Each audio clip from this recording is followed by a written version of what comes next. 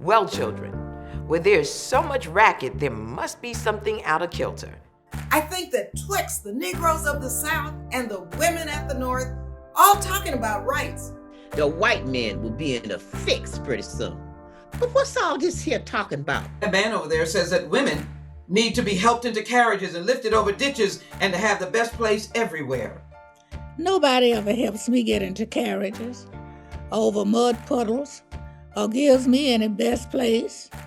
And ain't I a woman? Look at me. Look at my arm. I have plowed and planted and gathered into barns, and no man could head me. And ain't I a woman? I could work as much and eat as much as a man when I could get it, and bear the lash as well. And ain't I a woman? I have borne 13 children. And seen most all sold off to slavery. And when I cried out with my mother's grief, none but Jesus heard me. And ain't I a woman? Then they talk about this thing in the head. What's this they call it? Intellect. That's it, honey. What's that got to do with women's rights or Negro rights? If my cup won't hold but a pint and yours holds a quart, wouldn't you be mean not to let me have my little half measure full? Then that little man in black there, he says women can't have as much rights as men because Christ wasn't a woman. Where did your Christ come from? Where did your Christ come from? From God and a woman. Man had nothing to do with him. If the first woman God ever made was strong enough to turn the world upside down all alone, women together ought to be able to turn it back and get it right side up again. And now they're asking to do it? The men better let them. Obliged to you for hearing me. And now old Sojourner ain't got nothing more to say.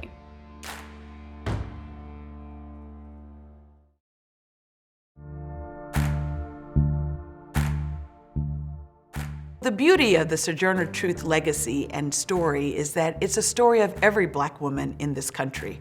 170 years later, her words still ring true, that women can and will change the world.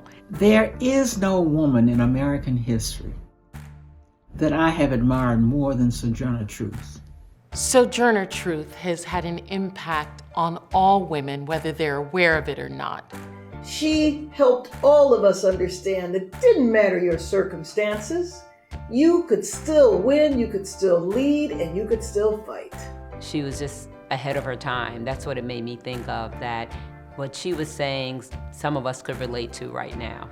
The impact of Sojourner Truth and what she stood for was to be outspoken, notwithstanding. Sojourner was not someone who was afraid to speak truth to power.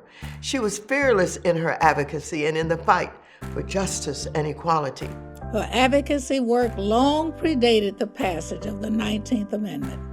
She was a pioneer, a trailblazer, and a visionary leader whose shoulders many of us as elected officials stand upon. We are all women, we are Black women, and we have power to make sure that we are changing systems to uplift everyone that comes behind us. I think the first thing we have to do is acknowledge our own power, and that power collectively really is unstoppable.